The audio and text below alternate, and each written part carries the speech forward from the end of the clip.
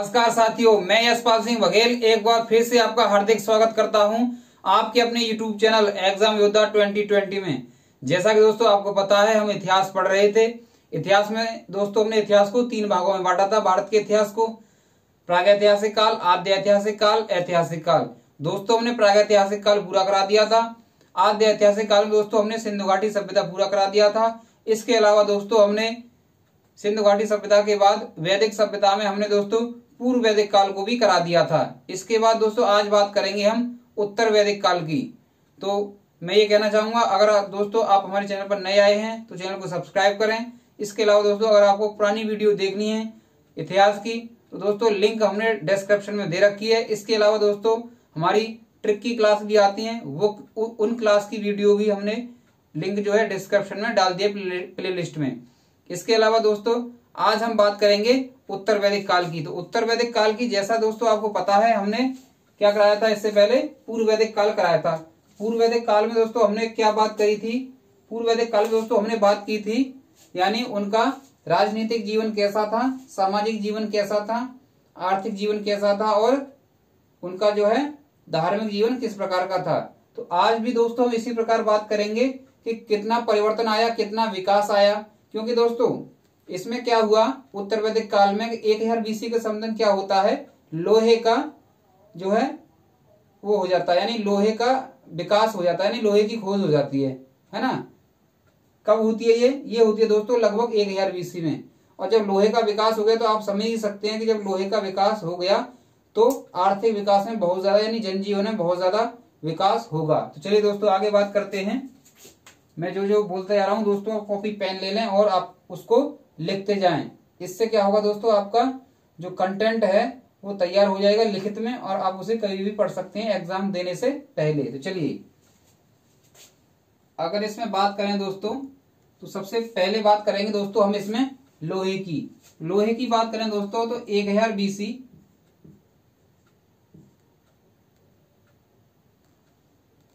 1000 BC में लगभग में ये दोस्तों है ना, कुछ भी इसमें श्योर नहीं है, 1000 से कम या थोड़ा बहुत आगे पीछे हो सकता है ना। तो 1000 बीसी में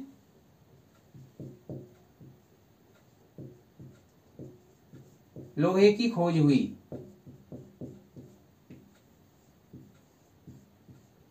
ठीक है, इसके बाद अगर बात करें दोस्तों लोहे की खोज के बारे में बात करें तो इसको दोस्तों उत्तर वैदिक काल में क्या बोला जाता था?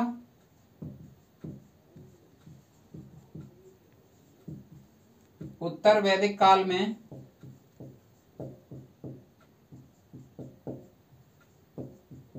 लोहे को दोस्तों बोलते थे श्याम अयस्क। क्या बोलते दोस्तों? श्याम अयस्क बोलते थे। क्या बोलते थे?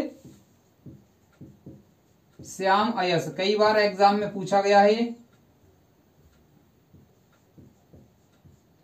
श्याम अयस्क या कृष्ण अयस्क बोलते थे। कृष्ण अयस्क, कृष्ण अयस्क है ना, अयस्क। उत्तर वैदिक काल में लोहे को श्याम अयस्क या कृष्ण अयस्क कहते थे। अगर दोस्तों इसमें लोहे की अगर बात करें तो ये कहां से प्राप्त हुए ये भी हमें देखना है। तो ये कहां से प्राप्त हुए दोस्तों? ये प्राप्त हुए थे जो लोहास्त्र मिले थे, यानी लोहे के जो अस्त्र मिले थे वो मिले थे जखेड़ा, नोह, हस्तिनापुर। हस्तिनापुर आप समझते हैं ना, महाभारत चल ही रहा है, आप देख रहे होंगे। ठीक है, देखते होंगे, आप नहीं देखते होंगे तो कोई ना कोई देखता ही होगा घर में। रामायण महाभारत चल रहा है इस टाइम पे। हस्तिनापुर। और बात करें आगे तो अतरंजी खेड़ा, अतरंजी खेड़ा। इसके अलावा दोस्तों अगर आगे बात की जाए, अतरंजी खेड़ा की बात की जाए ना, तो यहां पे क्या मिला? अतरंजी खेड़ा आदि स्थानों पर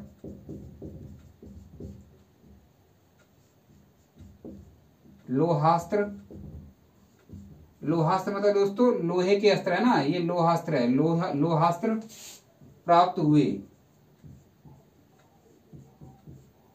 ठीक है। इसके बाद दोस्तों लोहे की बात कर ली हमने। अब इसके बाद देखेंगे इनका राजनीतिक जीवन कैसा, उत्तर वैदिक काल के जो भी लोग थे उनका राजनीतिक जीवन कैसा था, उनका सामाजिक जीवन कैसा था, यानी इनकी सबकी विशेषताएं। जैसे हमने पूर्व वैदिक काल में यानी आर्थिक जीवन कैसा, धार्मिक जीवन किस प्रकार का था, अब ये हम बात करेंगे, है ना। अब इसको मैं रख कर देता हूं। तो अब विशेषताएं पे आएंगे जैसे हमने पूर्व वैदिक काल में किया था, साथ साथ लिखते जाएंगे दोस्तों, है ना। जिससे क्या होगा, आपका नोट्स बनके तैयार हो जाएगा। चलिए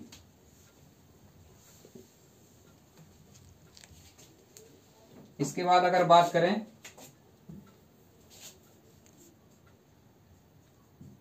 उत्तर वैदिक काल की अगर विशेषताएं पर आए हम दोस्तों, विशेषताएं तो हमने बताया था क्या क्या विशेषताओं के बारे में जानकारी करेंगे हम। राजनीतिक यानी राजनीतिक,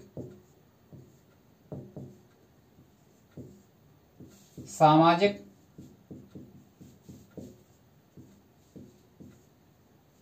आर्थिक, ये आर्थिक है ना, आर्थिक। इसके बाद अगर बात करें तो लास्ट में बात करेंगे हम, सबसे लास्ट में धार्मिक विशेषताएं। ठीक है। चलिए अब सबसे पहले हम बात करें दोस्तों, हम बात करेंगे राजनीतिक विशेषताओं की, है ना। तो पहला हो जाएगा हमारा राजनीतिक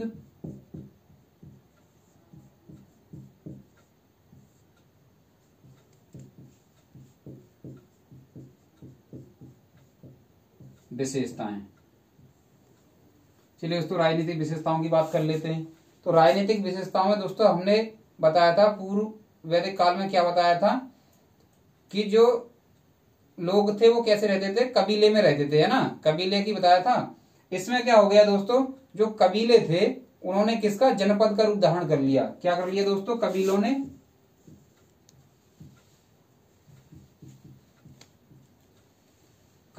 ने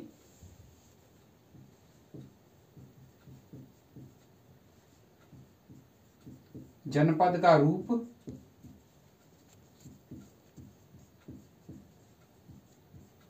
धारण कर लिया। इसके बाद अगर बात की जाए तो कौन कौन से जनपद बने, ये मैं बता रहा हूं एग्जाम के तौर पे, है ना। अगर दोस्तों पहले की बात की जाए तो ये भरत एवं पुरु, भरत एवं पुरु इन्होंने मिलकर के किस जनपद का निर्माण किया, कुरु जनपद का दोस्तों। ठीक है। इसके अलावा दोस्तों अगर आगे बात की जाए, एक और की बात कर लेते हैं। ठीक है, एक और की बात करें, तुर्वस एवं कृवि, तुर्वस एवं कृवि इन दोनों ने मिलकर के, कबीलों ने मिलकर के क्या बना दिया, पांचाल।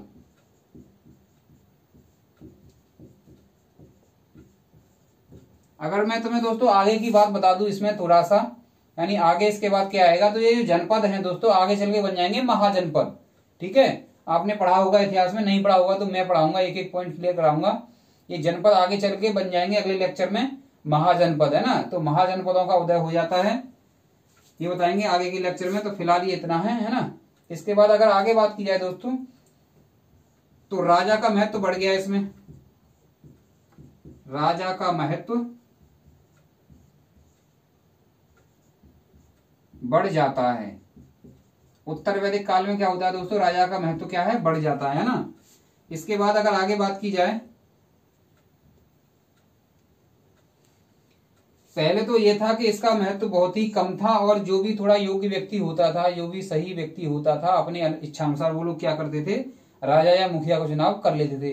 लेकिन उत्तर वैदिक काल में क्या हो गया दोस्तों, ये जो पद है ना वंशानुगत हो गया। पद क्या हो गया,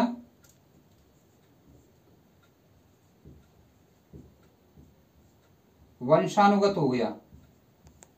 वंशानुगत का मतलब क्या है, राजा, राजा का बेटा, फिर राजा, फिर उसके बेटे का बेटा राजा, फिर उसके बेटे का, यानी उन्हीं में चलता रहेगा। ये पद वंशानुगत हो गया।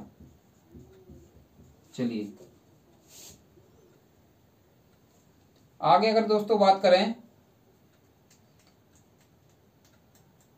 आगे बात करते हैं हमने बताया दोस्तों आपको रत्निन बताए थे, रत्निन बताए थे पूर्व वैदिक काल में, बताए होंगे ना, कमेंट में बताना बताए थे या नहीं बताए थे। दोस्तों जो रत्निन थे, रत्निन की संख्या बढ़ जाती है, रत्निन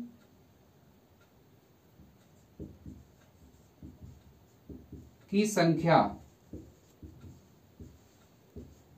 बढ़कर, रत्निन कौन थे? रत्निन दोस्तों अधिकारी थे ना, अधिकारी बताए थे ना रत्निन, जो अधिकारी होते थे उनको रत्निन बोलते थे। तो उनकी संख्या बढ़कर 17 हो जाती है।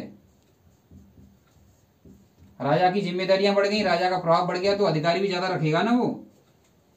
इसके अलावा अगर दोस्तों बात करें, जैसे राजा का अधिकार बढ़ गया तो सभा और समिति, दो समूह बताए थे हमने, दो संस्था मान लो या समूह मान लो लोगों के, सभा और समिति का प्रभाव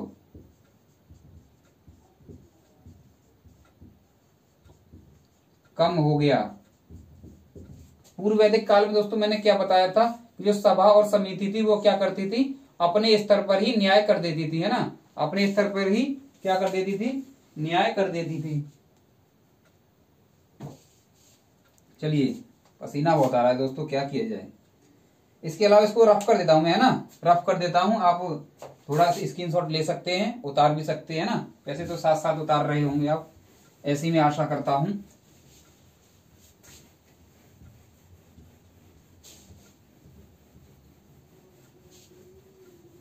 गर्मी बहुत है, बंद कमरा है।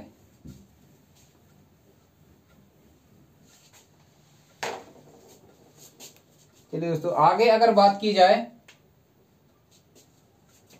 तो दोस्तों मैंने बताया था आपको पूर्व वैदिक काल में एक बलि कर होता था, बलि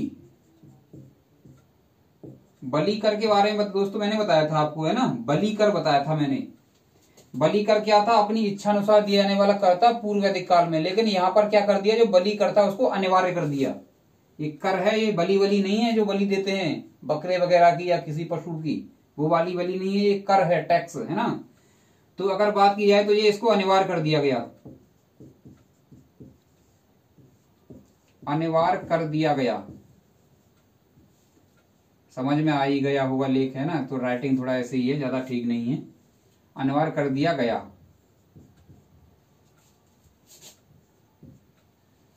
आगे अगर दोस्तों बात करें सेना व न्याय, सेना जो थी और सेना और न्याय ये क्या थे दोस्तों, ये वहां भी स्थायी नहीं थे और यहां भी स्थायी नहीं थे। सेना व न्याय अभी पूर्णतः, है ना, पूर्णतः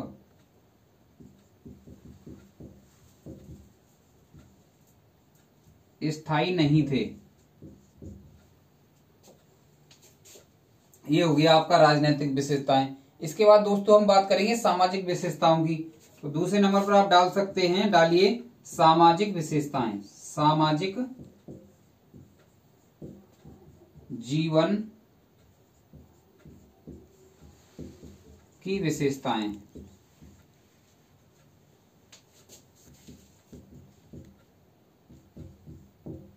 यहां आप जीवन डाल लेना, यहां पे है ना, ये जीवन है, यहां पे ये रह गया है, राजनीतिक जीवन की विशेषताएं, है ना, जीवन की विशेषताएं। चलिए सामाजिक जीवन के बारे में बात करते हैं। सामाजिक जीवन की बात करें दोस्तों, हमने उसमें बताया था जो समाज की सबसे छोटी इकाई होती थी वो क्या होती थी, कुल या परिवार होती थी। तो परिवार के बाद फिर कौन सी कड़ी आएगी, यानी कौन सी इकाई आएगी, फिर उसके बाद कौन सी आएगी, ये हम यहाँ पर ज्ञात करेंगे। तो अगर इसमें बात करें तो समाज का जो क्रम था दोस्तों, समाज का क्रम, समाज के अगर दोस्तों क्रम की बात की जाए तो समाज का क्रम था, सबसे पहले परिवार या कुल आता था, परिवार या कुल बताया था समाज।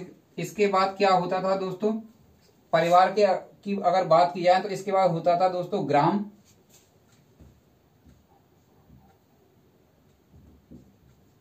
परिवार के बाद ग्राम, ग्राम के बाद तो विश्व, इसको ध्यान रखना, ये आगे भी काम आएगा, है ना, परिवार, ग्राम, विश्व। इसके बाद होता था दोस्तों जन, उसके बाद जन, और जन से बन जाता था जनपद। ठीक है, ये हो गया। इसके बाद दोस्तों अगर आगे बात की जाए तो वर्ण व्यवस्था हमने बताई थी, उसमें पूर्व वैदिक काल में क्या बताई थी वर्ण व्यवस्था के बारे में दोस्तों, हमने बताया था कि जो वर्ण व्यवस्था थी वो क्या थी दोस्तों, कर्म के आधार पर थी। यानी अगर कोई बाल काटने का काम करता है तो वो नाई हो गया, अगर कोई बुनकर का काम करता है तो वो बुनकर हो गया, है ना। अगर कोई लोहारगिरी का काम करता था, लेकिन लोहारगिरी उसमें नहीं था, इसमें आ जाएगा ना, क्योंकि वहां पर लोहे की खोज नहीं हुई थी, यहाँ पर लोहे की खोज हो गई। यानी कोई जिस व्यवसाय से, यानी रथ का निर्माण करता है तो रथकार हो गया। यानी जिस व्यवसाय से जुड़ा होता था, यानी जो कर्म करता था, वो उसी के आधार पर उसकी जाति होती थी, यानी उसी का वर्ण उसी के अनुसार होता था। लेकिन यहाँ क्या हो गया दोस्तों, यहाँ जो वर्ण व्यवस्था हो गई, वर्ण व्यवस्था यहाँ उत्तर वैदिक काल में क्या हो गया, जो वर्ण व्यवस्था होगी वो जन्म के आधार पर होगी दोस्तों। वर्ण व्यवस्था जन्म के आधार पर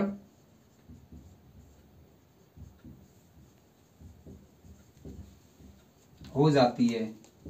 ठीक, वर्ण व्यवस्था मैंने बताई थी दोस्तों आपको ऋग्वेद के 10वें मंडल में बताई थी, है ना, पुरुष सूक्त में, ब्राह्मण क्षत्रिय वैश्य शूद्र।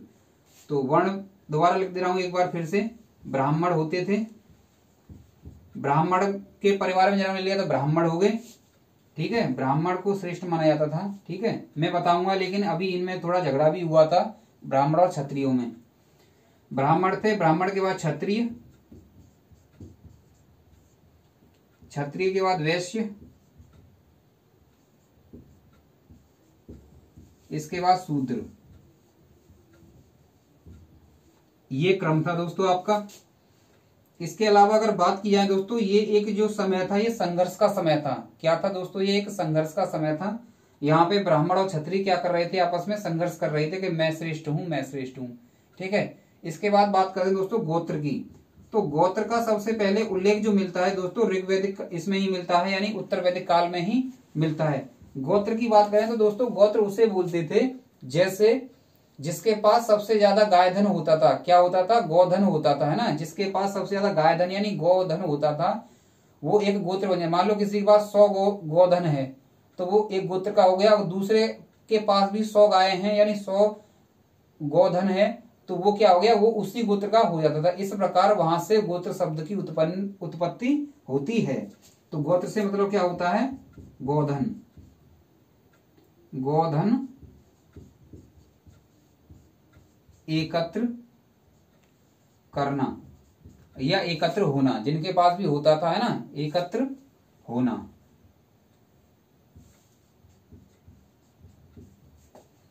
इसके बाद अगर दोस्तों बात की जाए तो आश्रम की बात करेंगे। किसकी बात करेंगे, आश्रम कितने प्रकार के थे, क्या क्या उम्र होती थी, किस उम्र पर कौन सा हमारा आश्रम होता था। चलिए इसके बाद चलते हैं दोस्तों आश्रम पे। तो मैं इसे रफ कर देता हूं, है ना।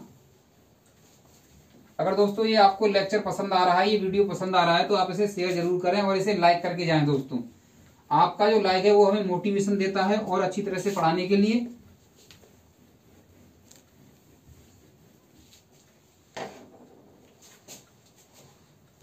इसके बाद दोस्तों क्या बता रहा था मैं, आश्रम व्यवस्था।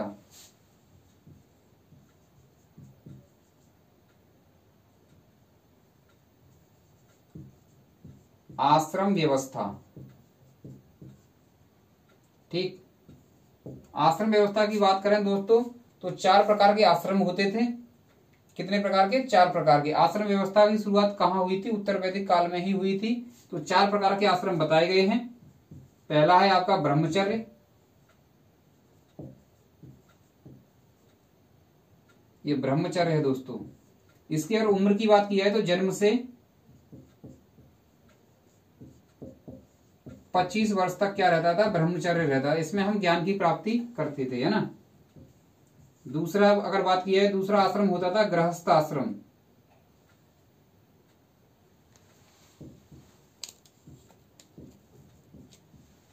यहां आश्रम लिख लेना अपने आप, है ना, गृहस्थ आश्रम। इसकी अगर बात की जाए दोस्तों तो इसकी उम्र होती थी 25 से 50 वर्ष।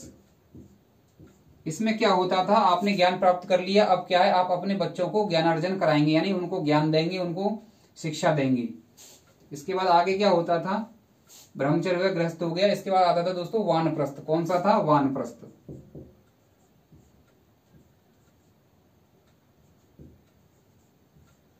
वानप्रस्थ। इसकी उम्र होती थी दोस्तों 50 से 75 वर्ष। 50 से 75 वर्ष, यानी जब इंसान वृद्ध हो जाता है तो उस टाइप की उम्र थी 50 से 75 वर्ष। लास्ट की बात करें, फोर्थ वन जो है वो है दोस्तों आपका सन्यास। सन्यास है ना, सन्यास आश्रम। इसकी बात करें तो ये 75 से 100 वर्ष के बीच की जो उम्र होती थी इसको बोलते थे कि अब आप सन्यासी बन सकते हैं। लेकिन आज का समय क्या है दोस्तों, 60-65 गए और राम नाम सत्य है ना, हो जाता है। ठीक है, और अब ये जो क्रम है दोस्तों अब ये फॉलो नहीं होता है इस टाइम पर। मैं आपको बता दूं अच्छी तरीके से, प्रैक्टिकली अगर बताऊं तो ये जो है इस टाइम पे फॉलो नहीं होता। ब्रह्मचर्य को आप मान सकते हैं कि जन्म से 25 वर्ष तक, लेकिन गृहस्थ की बात करें 25 से 50, बहुत से शादी करते हैं, बहुत से नहीं करते हैं। वानप्रस्थ आश्रम की अगर बात की जाए दोस्तों, ये 50 से 75 वर्ष होता है, वृद्ध है ना, लेकिन 40-40 साल में बुढ़े हो रहे हैं आजकल। ऐसा केमिकल खा रहे हैं ना, 40-40 साल की उम्र में ही ऐसे लगते हैं पता नहीं कितने बुढ़े हैं। सन्यास की बात करें तो 75 से 100 वर्ष का है, लेकिन आज सन्यास की कोई मतलब उम्र सीमा नहीं है। 20-20 साल में ही आप इस्कॉन टेम्पल जाकर देखें, इस्कॉन सोसाइटी में जाकर देखें, 20-20, 25-25 साल या 15-15 साल के नागा बाबा बन जाते हैं, या इस्कॉन देखें तो वहां पर सन्यासी बन जाते हैं 20-20 साल की उम्र में। ठीक है, तो ये इस टाइम पे ये फॉलो नहीं होता। उस टाइम पे ये वर्ण व्यवस्था की वहां पर हुई थी उत्तर वैदिक काल में। ठीक, इसके बाद दोस्तों आगे चलते हैं। आई होप ये व्यवस्था आपको समझ में आई होगी अच्छी तरीके से। ये पैटर्न अब इस टाइम में फॉलो नहीं हो रहा है। 15 साल में साधु बन जाते हैं, बच्चों को बना देते हैं, यानी नागा बाबा बना देते हैं, देखा होगा अपने बच्चे भी बन रहे हैं। और इस्कॉन सोसाइटी में आप जाएंगे तो वहां पर 20-20 साल में, ये अपनी इच्छा अनुसार होता है, आप कभी भी बन सकते हैं। अगर कोई इस्कॉन सोसाइटी वाला सुन रहा हो तो बुरा ना माने, जो सच्चाई है, जो तथ्य है वो मैं सामने रख रहा हूं। चलिए अगर दोस्तों आगे बात करें तो इसमें सामाजिक जीवन में ही अगर आगे बात की जाए तो दोस्तों स्त्रियों की बात कर लेते हैं। स्त्रियों की दशा दोस्तों इस टाइम पर सही नहीं थी। स्त्रियों की दशा क्या थी इस टाइम पर, स्त्रियों की जो स्थिति थी उसमें गिरावट आई थी। स्त्रियों की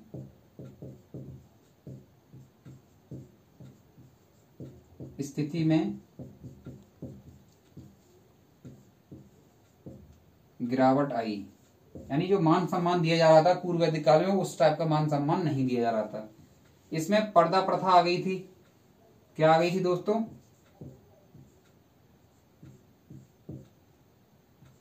पर्दा प्रथा।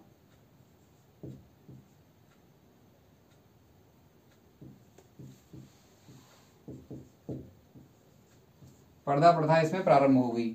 और एक और बताया था मैंने दोस्तों, सभा समिति के बारे में भी बताया था कुछ देर पहले। सभा समिति, सभा समिति में दोस्तों इनको स्थान नहीं दिया गया स्त्रियों को। सभा और समिति में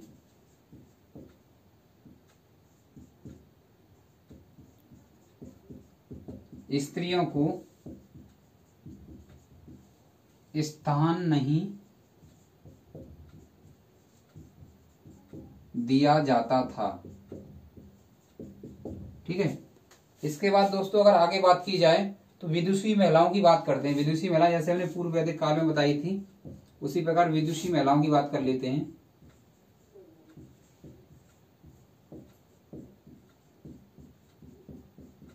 पूर्व वैदिक काल की जो विदुषी महिलाएं थी दोस्तों, उसको उनको आप कमेंट बॉक्स में लिखेंगे, है ना। और ये मैं उत्तर वैदिक काल की बता रहा हूं। उत्तर वैदिक काल की अगर बात करें दोस्तों तो मैत्रेयी, कौन थी दोस्तों, मैत्रेयी। मैत्रेयी, दूसरी थी दोस्तों गार्गी,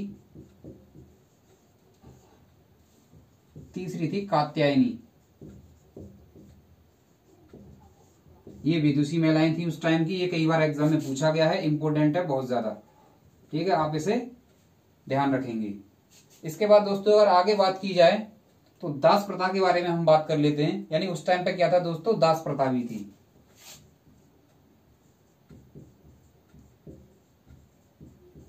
दास प्रथा भी प्रचलित थी। यानी दास प्रथा पूर्व वैदिक काल में थी और उत्तर वैदिक काल, दोनों में दास प्रथा का उल्लेख मिलता है। अगर आगे बात की जाए दोस्तों, भोजन की बात कर लेते हैं। तो इसमें भी दोस्तों दोनों प्रकार का भोजन था, यानी शाकाहारी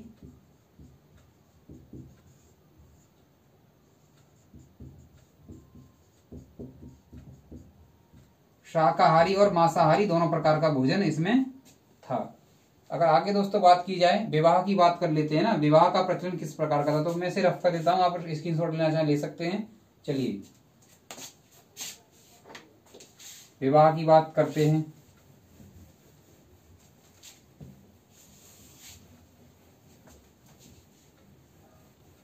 समझ तो आ ही रहा होगा, ये सामाजिक व्यवस्था में चल रहा है, सामाजिक जीवन की विशेषताएं, किस प्रकार का उनका जनजीवन था, ये वाला चल रहा है ना, ये हमने करा दिया फिलहाल। अभी विवाह की बात करते हैं दोस्तों। कई प्रकार के विवाह थे। एक था दोस्तों इनमें अनुलोम विवाह, कई प्रकार के विवाह थे, है ना, यहां लिख दे रहा हूं, आप भूल जाएंगे। कई प्रकार के विवाह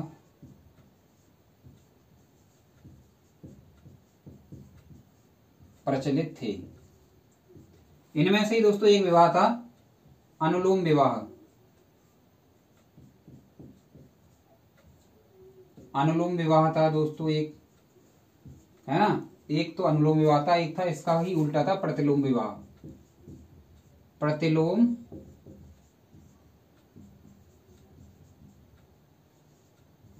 विवाह। तो दोस्तों अगर अनुलोम विवाह की बात करी जाए तो ये किस प्रकार का था, किस प्रकार के लोग इसमें शादी करते थे दोस्तों। अनुलोम विवाह में होता था उच्च कुल का लड़का, उच्च कुल का लड़का, ठीक है। अगर लड़की की बात की जाए तो निम्न कुल की लड़की होती थी इसमें, निम्न कुल की लड़की। अगर दोस्तों प्रतिलोम विवाह की बात की जाए तो प्रतिलोम विवाह क्या था, इसका उल्टा होता है जस्ट। इसमें क्या होता दोस्तों, उच्च कुल की तो दोस्तों इसमें लड़की होती थी, उच्च कुल की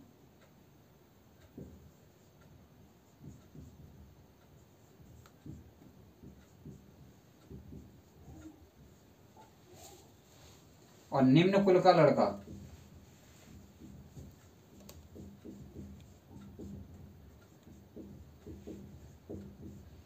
इस टाइप से दोस्तों जो परिवार इनका बनता था, जो परिवार इस टाइप से दोस्तों जो परिवार बनता था वो निम्न कुल का बन जाता था, निम्न कुल का।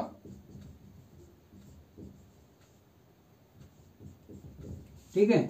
और दोस्तों ये इस प्रकार से परिवार बनता था इनका, वो बनता था उच्च कुल का।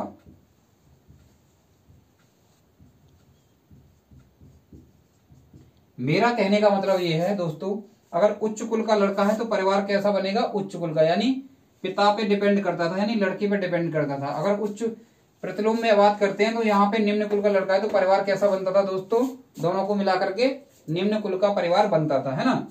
आगे दोस्तों अगर बात की जाए, आगे अगर विवाह की बात, कई प्रकार के विवाह थे ना, मैंने बताया था अभी। ये मान लो पहला है तुम्हारा, ये मान लो अगर दूसरा है, तो अगर दोस्तों हम तीसरे विवाह की बात करें तो एक होता है दोस्तों ब्रह्म विवाह।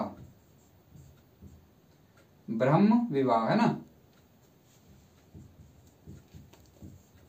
ब्रह्म विवाह से मतलब दोस्तों अच्छा ही होता होगा, ब्रह्म जिसमें नाम आ गया। तो ब्रह्म विवाह से मतलब है दोस्तों कि जो लड़की का पिता होता था ना, लड़की का जो पिता होता था, तो बिना प्रतिफल दिए यानी बिना दहेज दिए हुए अपनी लड़की के लिए मतलब उपयुक्त पति देख लेता था उसमें। यानी मेरा कहने का मतलब है कि ये जो विवाह होता था ये बिना दहेज के होता था।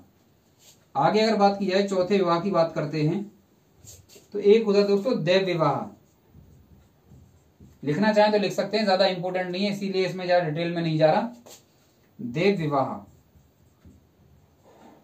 देव विवाह की अगर बात करें तो इसमें क्या होता था, पिता जो होता था अपनी कन्या को एक पुरोहित से शादी करता था। एक पुरोहित होते हैं ना, ब्राह्मण जो होते थे, पुरोहित, मंदिर वगैरह की जो पूजा करते थे, तो जो लड़की का जो पिता होता था वो क्या करता था, पुरोहित के लिए अपनी लड़की को ब्याह देता था, यानी उसकी शादी अपनी लड़की की पुरोहित से कर देता था।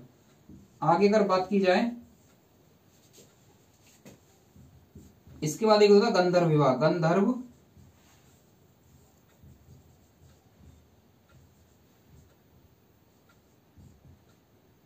ये होता था दोस्तों प्रेम विवाह, जिसको इस टाइम पे क्या बोलते हैं दोस्तों, लव मैरिज बोलते हैं ना, प्रेम विवाह। प्रेम विवाह तो आप समझ गए होंगे। प्रेम में तो आपको अपार नॉलेज है, बताने की जरूरत नहीं है, ठीक है। तो मैं ये कहना चाहूंगा आजकल की जनरेशन में प्रेम के मामले में तो इतना अपार नॉलेज है कि विशेषज्ञ भी फेल है ना। चलिए आगे अगर बात की जाए तो ये एक होता था दोस्तों राक्षस विवाह। रफ कर देता हूं ऐसे, बताने की जरूरत नहीं पड़ेगी ना, बाकी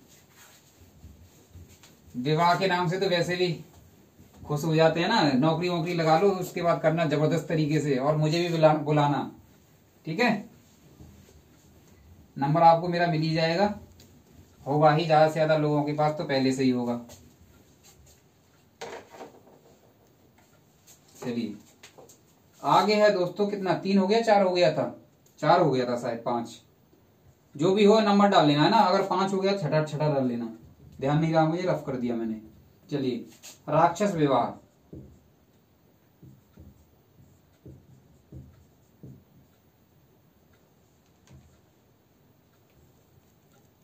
इसमें क्या होता है दोस्तों, ये अपहरण के द्वारा, यानी क्या करता था, अपहरण,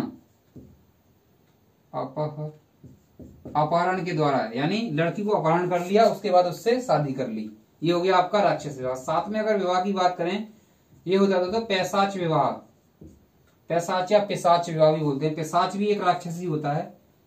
पैशाच विवाह, अगर इसकी बात करें पैशाच विवाह की, तो इसमें क्या होता था, लड़की से यानी कन्या से बलात्कार करने के बाद उससे विवाह करना, ये होता था आपका पैशाच विवाह, है ना। चलिए ये आपके विवाह कंप्लीट होते हैं, ठीक है। इसके बाद अगर आगे बात की जाए दोस्तों, तो इसके बाद बात करेंगे हम कि इनका आर्थिक जीवन किस प्रकार का था। मैंने पहले ही बता दिया दोस्तों, लोहे का जो है खोज हो गई है, तो लोहे की खोज से एक बहुत बड़ा चेंज आ गया आर्थिक स्थिति में, यानी आर्थिक स्थिति पहले से बहुत ज्यादा इनकी अच्छी हो गई थी। चलिए तो आगे बात करते हैं, इसको मैं रफ कर देता हूं। आर्थिक जीवन पर आते हैं, ठीक है। किस पे आते हैं दोस्तों, आर्थिक जीवन पर आते हैं।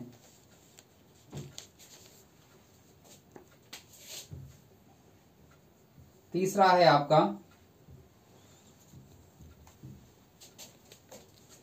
आर्थिक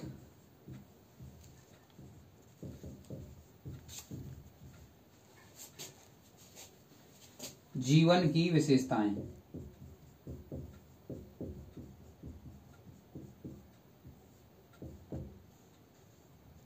ठीक है।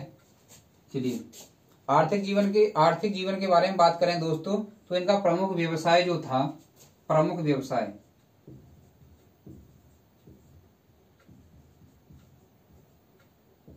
देखो दोस्तों इसमें क्या करेंगे, हम कनेक्ट करके चलेंगे, इसमें क्या करके चलेंगे, इसको यानी उत्तर वैदिक काल को पूर्व वैदिक काल से कनेक्ट या कंपेयर करके चलेंगे। वहां क्या था दोस्तों, वहां पशुपालन प्रमुख व्यवसाय था। क्या था, हमने बताया था उसमें पूर्व वैदिक काल में कि जो पशुपालन था वो प्रमुख व्यवसाय था। लेकिन यहाँ पर अब क्या हुआ, लोहे की खोज हो गई, तो लोहे की खोज होने के बाद क्या हुआ, यानी जो खेती के उपकरण थे, यानी कृषि करने के उपकरण थे, वो बहुत ज्यादा बन गए थे। तो इस प्रकार से जो प्रमुख व्यवसाय हो गया था दोस्तों, आपका कृषि हो गया था, ठीक है। पहले नंबर पर कौन सा आ गया, कृषि व्यवसाय आ गया, दूसरे पर पशुपालन हो गया। पहले पशुपालन पहले पे था, कृषि दूसरे पे था। इसके अगर बात करें दोस्तों, तो काठक संहिता, एक काठक संहिता,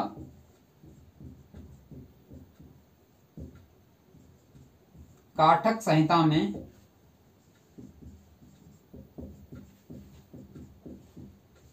चौबीस बैलों वाले रथ का उल्लेख मिलता है। यानी काठक संहिता में क्या था दोस्तों, 24 बैलों वाले रथ का यानी 24 रथ नहीं है दोस्तों, हल का उल्लेख मिलता है।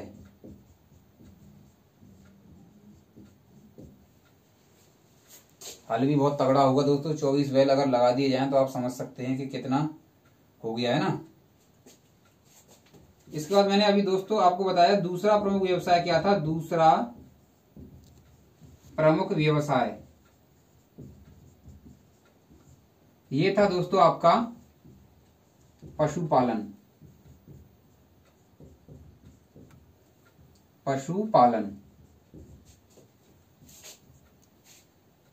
चलिए अगर आगे बात की जाए तो मैं थोड़ा दोस्तों क्या करता हूं, मार्कर चेंज कर लेता हूं, है ना।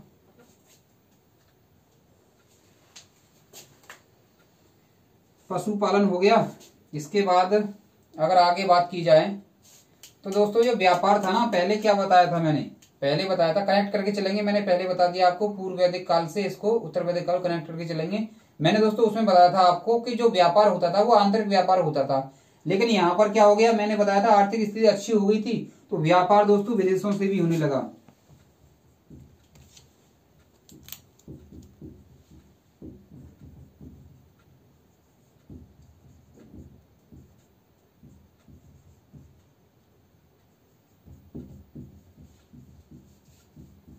होता था।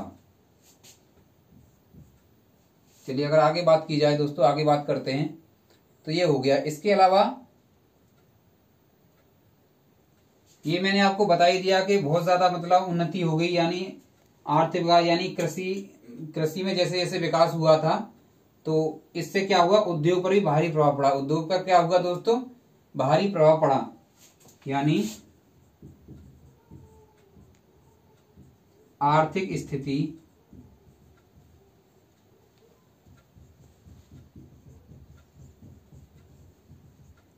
मजबूत होने से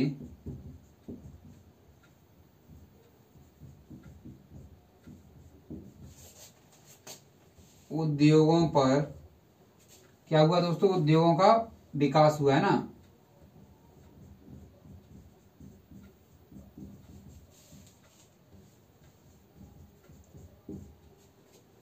इसके बाद ये हो गया दोस्तों। इसके बाद बात करते हैं हम धार्मिक की बात करेंगे। किसकी बात करेंगे कि इनका जो है धार्मिक जीवन किस प्रकार का था। तो चलिए दोस्तों इसको रफ कर देता हूं, आप स्क्रीनशॉट ले सकते हैं, ठीक है। चलिए ओके।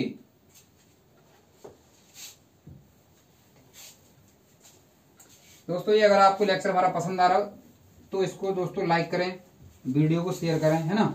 इसके अलावा दोस्तों मैं कहना चाहूंगा कि क्या है कि टॉपिक खत्म करना होता है, इसीलिए वीडियो थोड़ा लंबी हो सकती है, तो आप जो है ना इसको पूरा देखें, सब क्लियर हो जाएगा, कभी भी किसी प्रकार का कंफ्यूजन नहीं रहेगा। तो ये हो गया आपका। इसके अलावा बात करें धार्मिक जीवन के बारे में बात करेंगे।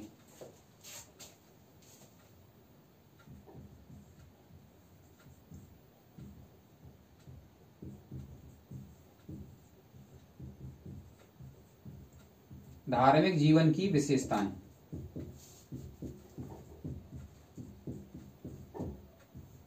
पेन बड़ा प्रॉब्लम दे रहा है।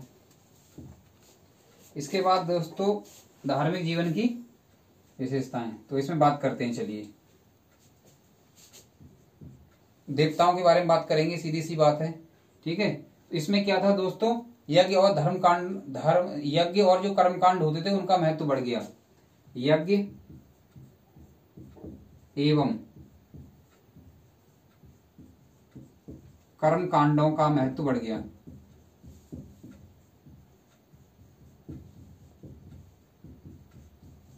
वैसे ही मैंने दोस्तों आपको बताया था कि ऋग्वैदिक काल के बाद जो यजुर्वेद आया था उसमें क्या था, यज्ञ एवं कर्म कांडों पर ही बात की गई थी, यानी उनका उल्लेख किसमें मिलता है, ऋग्वेद वगैरह में इनका उल्लेख मिलता था, है ना।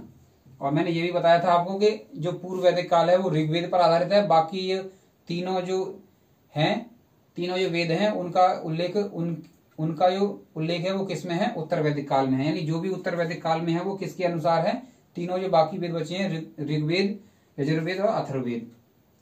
यानी ऋग्वेद, यानी ऋग्वेद नहीं है, ऋग्वेद तो पहले में हो गया, यानी यजुर्वेद, अथर्ववेद और सामवेद, ठीक है। चलिए अब आगे बात करते हैं।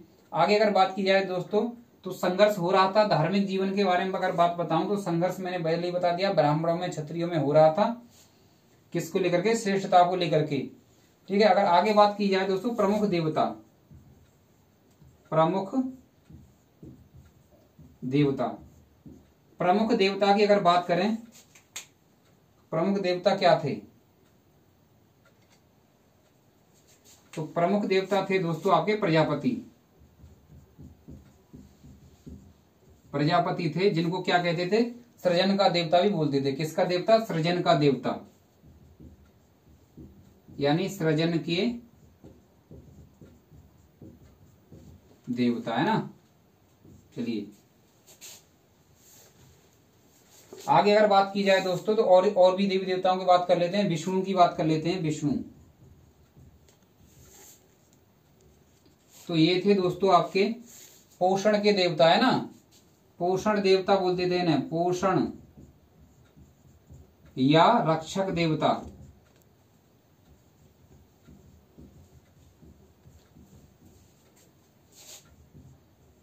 वरुण की बात करें तो ये थे दोस्तों आपके जल देवता। इसके बाद पूषण की अगर बात की जाए दोस्तों तो इनको बोलते थे शूद्रों के देवता, है ना। किसके देवता बोलते थे इनको? पूषण को शूद्रों के देवता।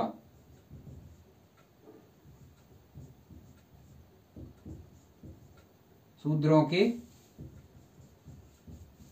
देवता। अगर दोस्तों आपको ये साफ दिखाई दे रहा होगा, वैसे तो अगर साफ नहीं दिखाई दे रहा होगा तो मैं इंक डाल लूंगा, है ना। वैसे दिखाई दे रहा होगा। चलिए ये हो गया। इसके बाद दोस्तों को बात करेंगे यज्ञों के बारे में, बात करते हैं थोड़ा यज्ञों के बारे में,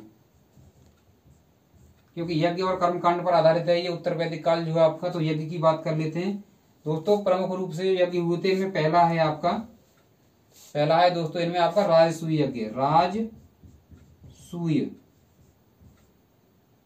यज्ञ। ठीक है, मैं इंक डाल लेता हूं दोस्तों, है ना। आपके सामने ही डालूंगा, चिंता ना करें आप, वीडियो आपकी चलती रहेगी। ठीक, तब तक आप इसको एक बार दोहरा लें। कुछ लोगों का रहता है ना, अरे पता नहीं मास्टर कहाँ भाग गया, इसीलिए ये आपके सामने ही मैं डाल ले रहा हूं, है ना, इंक।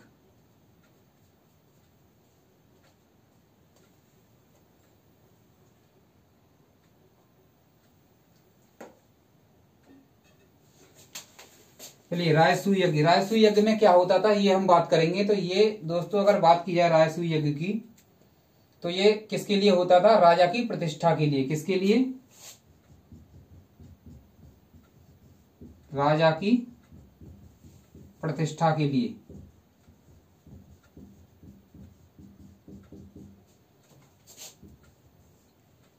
आगे बात करें दोस्तों अश्वमेध यज्ञ। अश्वमेध यज्ञ, अश्वमेध यज्ञ की अगर बात करें दोस्तों तो ये होता था राज्य विस्तार के लिए। राज्य विस्तार के लिए, विस्तार है ये ना, राज्य विस्तार के लिए। इसमें क्या होता था दोस्तों? एक घोड़ा छोड़ा जाता था। क्या छोड़ा जाता था? एक घोड़ा छोड़ा जाता था दोस्तों। और जहां तक ये घोड़ा जाता था इसके साथ कुछ सेना के कुछ सैनिक रहते थे और ये छोड़ा जाता था। इस घोड़े को जो भी इंसान पकड़ लेता था, यानी जो भी राजा जिस राज्य में पकड़ लेता था उसी से के साथ युद्ध होता था, जिसका घोड़ा था, जो यज्ञ करवाता था उसके साथ, है ना। अगर मान लो ये 50 किलोमीटर तक घोड़ा हमने भेज दिया, किसी ने नहीं पकड़ा ये, तो 50 किलोमीटर तक हमारा साम्राज्य हो गया पूरा। इस टाइप से ये यज्ञ होता था, इसलिए कराया जाता था कि हमारा साम्राज्य कितना बड़ा है। अगर जिसने पकड़ लिया तो आ जाओ दो दो हाथ करने के लिए, इस टाइप का ये यज्ञ होता था। चलिए आगे बात करते हैं इसमें।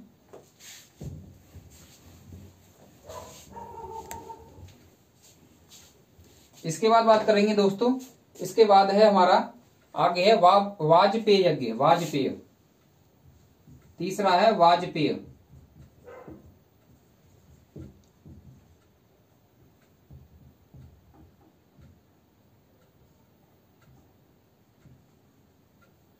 वाजपेय यज्ञ, इसमें क्या होता था? इसमें अगर दोस्तों बात की जाए तो रथों की दौड़ का आयोजन होता था।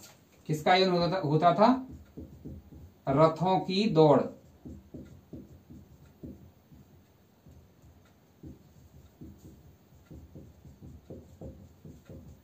रथों की दौड़ का आयोजन किसके लिए होता था? राजा की श्रेष्ठता का प्रतीक था ये, राजा की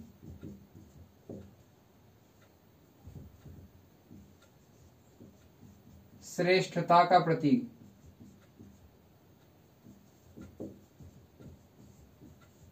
इसको क्या माना जाता है? वाजपेयी यज्ञ को राजा की प्रतिष्ठा का प्रतीक माना जाता था। आगे अगर बात करें हम तो हमारा दोस्तों चौथा यज्ञ हो जाएगा अग्निष्टोम यज्ञ।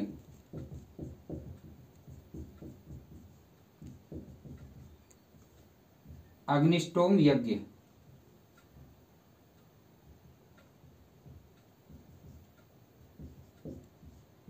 अग्निष्टोम, अगर अग्निष्टोम की बात करें दोस्तों, इसमें क्या दी जाती थी? बलि दी जाती थी इसमें पशु की।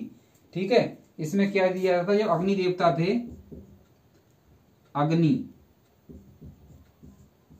अग्नि को पशु बलि दी जाती थी। अगर दोस्तों उपनिषद की बात करें, अगर यहाँ पशु बलि की बात करें तो पशु बलि की निंदा की गई है किसमें? उपनिषद में। पशु बलि, इसमें पॉइंट है थोड़ा सा, ये लिख लेना है ना। पशु बलि की निंदा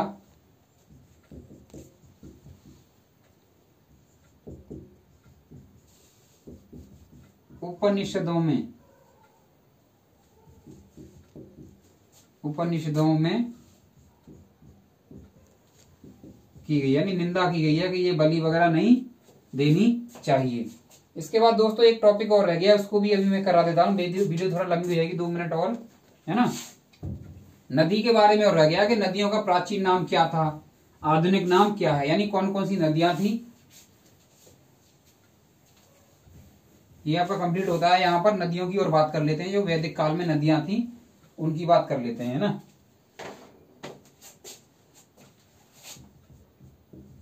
नदियां, तो प्राचीन नाम देखेंगे हम, प्राचीन नाम। इसके बाद बात की जाए तो आधुनिक नाम।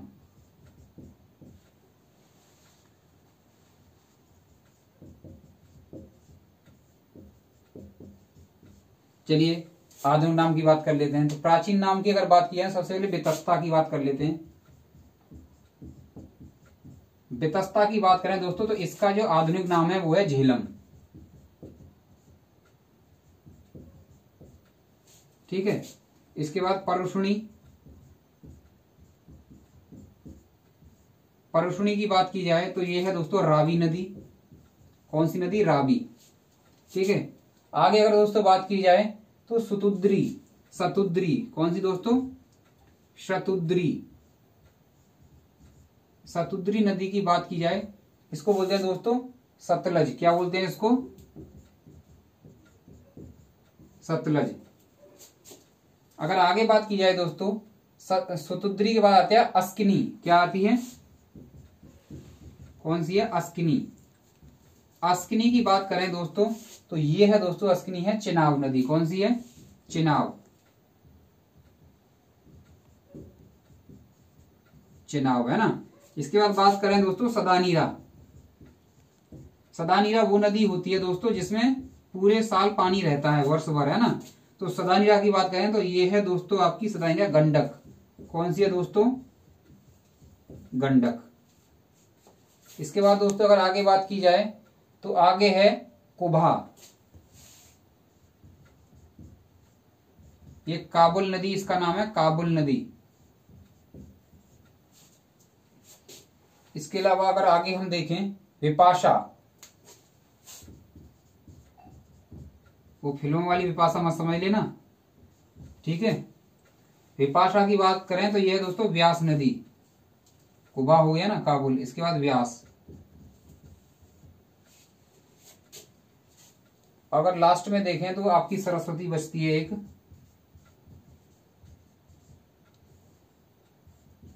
सरस्वती। सरस्वती की अगर बात की है तो इसका नाम है दोस्तों घग्गर।